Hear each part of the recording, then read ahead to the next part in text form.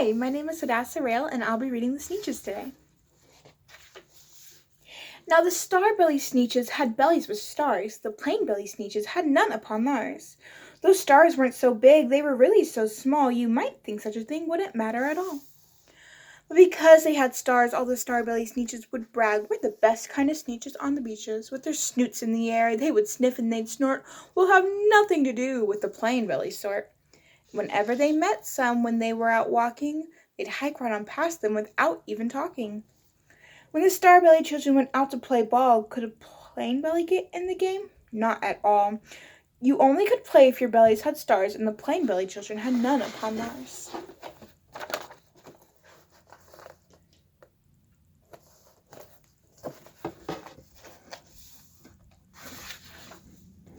When the star-belly Sneetches had Frankfurter roasts, or picnics, or parties, or marshmallow toasts, they never invited the plain-belly Sneetches. They left them out cold in the dark of the beaches. They kept them away, never let them come near, and that's how they treated them year after year. Then one day it seems, while the plain-belly Sneetches were moping and doping alone on the beaches, just sitting there wishing their bellies had stars, a stranger zipped up in the strangest of cars.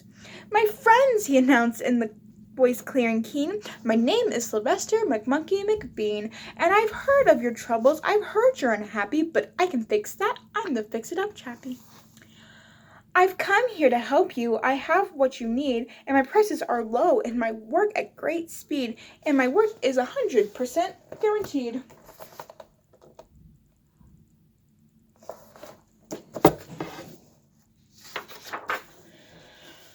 Then quickly Sylvester McMonkey McBean put together a very peculiar machine, and he said, you want stars like the star-belly Sneetch? My friends, you can have them for $3 each. Just pay me your money and hop right aboard. So they clambered inside, and the big machine roared, and it clanged, and it bonged, and it jerked, and it burked, and it bopped them about. But the thing really worked. When the plain-belly Sneetches popped out, they had stars. They actually did. They had stars upon theirs.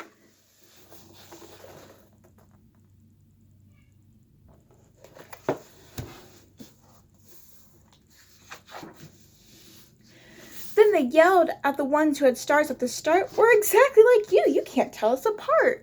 We're all just the same now, you snooty old smarties, and now we can go to your Frankfurter parties. Good grief, groaned the ones who had stars at the first. We're still the best Sneetches, and they are the worst. But now how in the world will we know, they all frowned, if which kind is what and the other way around? Then up came McBean with a very sly wink, and he said, things are not quite as bad as you think. So you don't know who's who, that is perfectly true. But come with me, friends, do you know what I'll do? I'll make you again the best Sneetches on beaches, and all it will cost you is $10 eaches.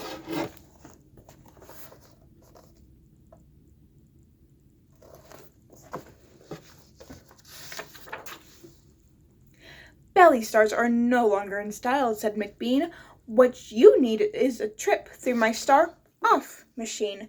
This wondrous contraction will take off your stars, so you won't look like the Sneetches who have them on theirs. And that handy machine, working very precisely, removed all the stars from the tummies quite nicely. Then with snoots in the air they paraded about, and they opened their beaks and they let out a shout, we know who is who, now there isn't a doubt. The best kind of Sneetches are Sneetches without. Then of course those with stars all got frightfully mad. To be wearing a star was frightfully bad. Then of course old Sylvester McMonkey McBean invited them into his star-off machine. Then of course from then on, as you probably guessed, things really did become a horrible mess.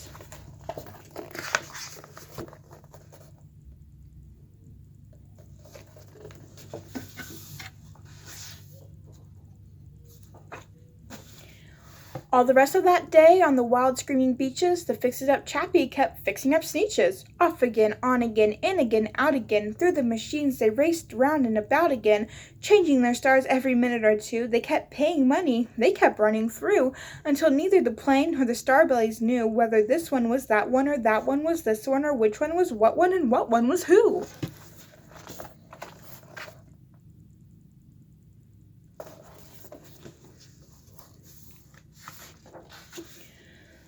Then when every last cent of their money was spent, the fix-it-up chappie packed up and he went.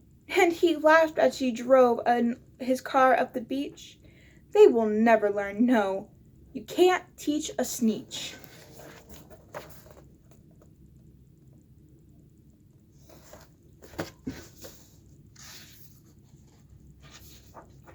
But McBean was quite wrong, I'm quite happy to say, that the Sneetches got really quite smart on that day.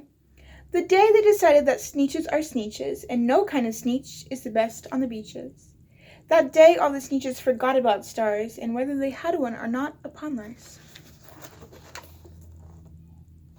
The end. Thank you so much. Stay safe, please.